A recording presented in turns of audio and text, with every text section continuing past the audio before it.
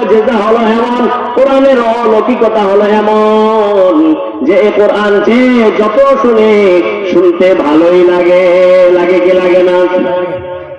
এই কোরআন এমন এক কোরআন যে কোরআন শুনে মক্কার কঠিন কাফের আবু জাহেল পর্যন্ত যে নবীকে হত্যা করার পরিকল্পনা করেছে, নবীর শত্রুতাই সবসময় সে মশগুল থাকতো, সে আবু জাহেল উতবা সাইবারাও যখন নবী করিম সাল্লাল্লাহু আলাইহি ওয়াসাল্লাম থেকে কোরআন তেলাওয়াত শ্রবণ করা সব শুনতে পেত, তখন তাদের শত্রু তার সেই মেজাজ নষ্ট হয়ে যেত।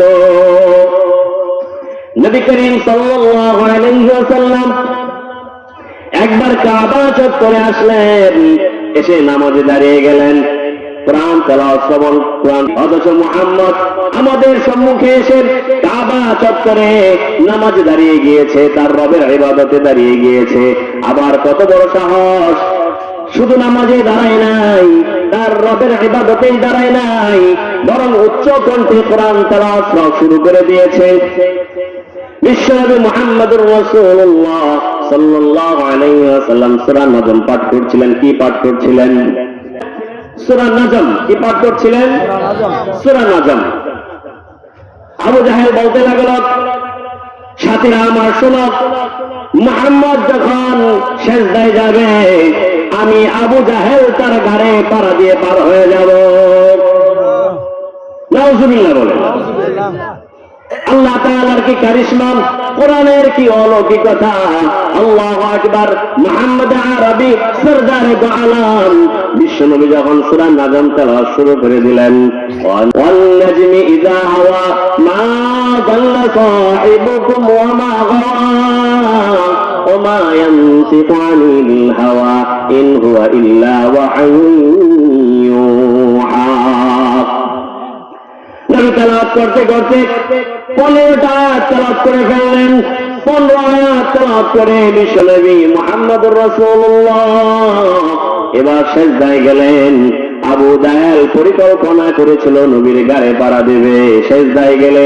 আর সেই আবু জাহেল যখন সূরা নাজমের তেলাওয়াত শ্রবণ করলো, তখন যে আবু জাহেল তার সেই পরিকল্পনা ভুলে গিয়েছে, আবু জাহেল নিজেও জানে না।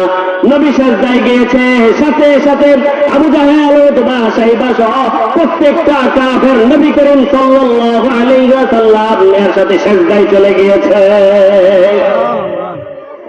যখন সিজদা থেকে উঠল, আবু জাহেল উতবার দিকে তাকায়, উতবা সাইবার দিকে তাকায়, কিরে আবু জাহেল, তুই সিজদা করলি কেন? বলে, আমি জানি না, আমি তো পরিকল্পনা করেছিলাম মুহাম্মদের ঘাড়ে পাড়া দেব, কিন্তু মুহাম্মদ কি এক মন্ত্র তেলাওয়াত করেছে, সেটা শুনে আমি নিজের অজান্তেই আমি মুহাম্মদের সাথে সাথে সিজদা করে ফেলেছি। সুবহানাল্লাহ বলেন। এই হলো কোরআনের অলৌকিকতা। শুধু এখানে নয়, আবু জাহেল উতবা সাইবা দিনের বেলায় মানুষকে বলে, সাবধান, কেউ মুহাম্মদের সেই তন্ত্র মন্ত্র শুনতে যাবে না, সেটা শুনলে পরস্পরে ঝগড়া বিবাদ তৈরি হয়, স্বামী স্ত্রীর ভিতরে ঝগড়া বিবাদ তৈরি হয়, বাবা সন্তানের ভিতরে ঝগড়া ফসাদ তৈরি হয়। কিন্তু সেই আবু জাহেল উতবা সাইবা রাত্রি বেলায় যখন গভীর হয়, একা একা এই গভীর রজনীতে মুহাম্মদের ঘরের আশপাশে গিয়ে লুকিয়ে লুকিয়ে কোরআন তেলাওয়াত শ্রবণ। হঠাৎ করে দেখা যায় আবু জাহেল উতবা সাইবা, কিরে তুমি এখানে কেন? বলে, আমি এখানে অন্য একটা কাজে এসেছি, পাঁচ কাটানোর চেষ্টা করে। আসলে কি সে বেড়াতে এসেছে, অন্যত্র ঘুরতে এসেছে, না কোরআন শ্রবণ করতে এসেছে? ভাইয়েরা আমার, এই হলো কোরআনের অলৌকিকতা। এই কোরআন শ্রবণ করলে কেউ কখনো বিরক্ত হয় না, বরং কোরআন শ্রবণ করে কাফের মুশরিকদের দিল আরো নরম হয়ে যায়।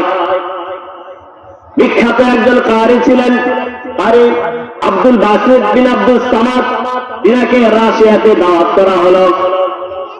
বিশাল এক কনফারেন্স হলে, সামনে রাশিয়ার বিশাল বড় বড় নেতারা বসে আছেন। কারি সাহেবকে বসানো হলো তেলাওয়াত করার জন্য। কারি আব্দুল বাসিত বিন আব্দুল সামাদ কোরআন তেলাওয়াত করার জন্য যখন বসলেন, সামনে তাকিয়ে দেখেন রুশ লিডারগণ, তারা ছিল কাফের, যার কারণে তাদের সামনে মদের বোতল, আবার কারো হাতে মদের গ্লাস, পান করবে আর তেলাওয়াত শুনবে। কথা বুঝতেছেন? মদ খাবে আর তেলাওয়াত শুনবে, এটা কি কোরআনের সাথে সাথে যায়? এজন্য কারি সাহেব যখন তেলাওয়াত শুরু করবেন মনে মনে আল্লাহ তাআলার কাছে দোয়া করবেন, আল্লাহ আমি তেলাওয়াত করব কোরআনে কারীম, এ তো আপনার কালাম, কালামুল্লাহ, আল্লাহ আপনি কালামের শান ও মান হেফাজত করবেন। আমার কাজ তেলাওয়াত করা, এর সম্মান রক্ষা করা জিম্মাদারি কার? কারি সাহেব তেলাওয়াত করলেন, আউযু বিল্লাহি মিনাশ শাইতানির রাজীম। তিনি তেলাওয়াত শুরু করলেন। কিছুক্ষণ তেলাওয়াত করার পর যখন তিনি তেলাওয়াত শেষ করলেন, তেলাওয়াত শেষ করে সামনের দিকে তাকিয়ে দেখেন যে কাফের মুশরিক সামনে মদের বোতল রেখে হাতের ভিতরে গ্লাস, মদ ভর্তি গ্লাস নিয়ে কোরআন তেলাওয়াত শ্রবণ করতে বসেছিল, তাদেরকে যে হালতে দেখে তিনি তেলাওয়াত শুরু করেছিলেন, তেলাওয়াত শেষ করার পরও দেখেন প্রত্যেকে আপন হালতে বহাল আছে, একটা কাফেরও এক ডুব মদ পান করে নাই। জিজ্ঞাসা করলেন, কি ভাই, সামনে মদ নিয়ে বসলে, হাতে মদের গ্লাস নিয়ে বসলে, কিন্তু একজনও মদ পান করলে না, বিষয়টা কি? বলে, ও কারি সাহেব, আপনি যখন কোরআন তেলাওয়াত শুরু করলেন, এই যে কি এক মন্ত্রতন্ত্র আপনি পাঠ করলেন, আমরা কখন যে মদ খাবো সেই কথাটাই ভুলে গিয়েছি। সুবহানাল্লাহ বলেন।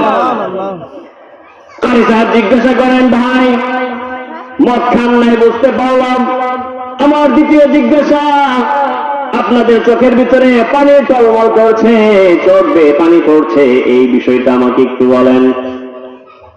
আমি পড়লাম, কোরআন তেলাওয়াত করলাম, আর আপনাদের চোখের ভিতরে পানি, বিষয়টা কি? এবার কাফেররা উত্তর দেয়, ও কারি সাহেব, আমাদের দিলের ভিতরে জ্বালা, অশান্তি, পেরেশানির কোনো শেষ নাই। সারাদিন আমরা অশান্তির সাগরে হাবুডুবু খাই, আর রাত্রে বেলায় অন্তরটাকে একটু শান্তি তৃপ্তি আনার জন্য বেলি ডান্সের আয়োজন করি, নাচ গানের আয়োজন করি, মদ খাই আর নারীদের বেহায়াপনার নাচ গান করে একটু আনন্দ ফুর্তি করে অন্তরে শান্তি আনার চেষ্টা করি। কিন্তু আশ্চর্যের কথা হলো, আপনি যখন কোরআন তেলাওয়াত শুরু করলেন, আপনি কি এক মন্ত্র তেলাওয়াত করলেন, আপনার মন্ত্রের ভিতরে কি এক জাদু, কি এক শীতলতা। আপনার তেলাওয়াত যখন আমরা শুনতে লাগলাম, আপনার তেলাওয়াতের ভিতরে এত শান্তি, এত শীতলতা, আপনার সেই শান্তির শীতলতাময়, আপনার সেই তন্ত্র মন্ত্রওয়ালা, সেগুলো শুনে আমাদের অন্তর এত শান্তি আর প্রশান্তিতে ভরে গিয়েছে, তখন যে আমরা আমাদের নিজেদের অজান্তে চোখ দিয়ে পানি ঝরে ফেলে দিয়েছি আমরা জানি না। সুবহানাল্লাহ বলবেন না? এ হলো কোরআনের অলৌকিকতা। কোরআন যখন তেলাওয়াত করা হয়, কাফেরদের দিলের ভিতরে ভূমিকম্প সৃষ্টি হয় কি হয় না? আর আশ্চর্যের বিষয় হলো, শুধু যে মানুষ কাফেরদের দিলের ভিতরে কোরআন নাড়া দেয়, বিষয় এমন নয়। বিশ্বনবী মুহাম্মদ আরবি সাল্লাল্লাহু আলাইহি ওয়াসাল্লাম ফজরের নামাজ মসজিদে নববীতে তেলাওয়াত করে পড়ছেন, পাঠ করছেন, কোরআন তেলাওয়াত করছেন। আকাশ দিয়ে ফেরেশতাদের এক বহর যায়। হঠাৎ করে ফেরেশতাদের বহর, জিন্নাতদের বহর যায়। জিন্নাতের লিডার বলল, থামো, তোমরা কি এক আওয়াজ শুনতে পাচ্ছ? কি এক মধুর আওয়াজ থেকে ভেসে আসছে? বলে, জি শুনতে পাচ্ছি, আমরাও শুনতে পাচ্ছি। বলে, খেয়াল করো এই আওয়াজটা কোন দিক থেকে আসে। সাথীরা জানালো, ওই নিচের কোন এক জায়গা থেকে আসছে মনে হচ্ছে। চলো চলো সেই জায়গায় যায়। এত মধুর, এত সুন্দর, এত সুদা, এত মধুর আওয়াজ আমরা তো কোনোদিন শুনি নাই। এত আওয়াজ থেকে আসে, চলো আমরা একটু শুনে আসি। মসজিদে নববীতে এসে নবী করিম সাল্লাল্লাহু আলাইহি ওয়াসাল্লাম তেলাওয়াত করে, আর জিন্নাতরা কানবর, জিন্নাতরা বসে সুন্দর মনোযোগ দিয়ে কোরআন তেলাওয়াত শ্রবণ করে।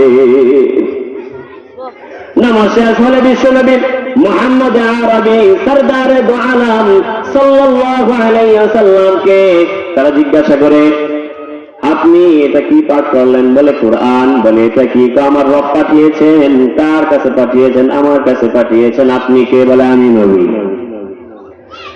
দিন সম্পর্কে জিজ্ঞাসা করলেন, রাসূল সংক্ষিপ্ত সময়ে দিন সম্পর্কে জানালেন। সেই জিন্নাতদের বাহিনী মুহূর্তের ভিতরে তারা বুঝতে পারল এই কোরআন তেলাওয়াত যে বাণী আমরা শুনতে পেলাম, এটার ভিতরে এত সুধা, এত মধু, এটা সাধারণ মানুষের বানানো আর সাধারণ কোন তন্ত্র মন্ত্র নয়। এটা রব্বে কারীম আসমান থেকে নাযিল করা কিতাব ছাড়া অন্য কিছু হতে পারে না।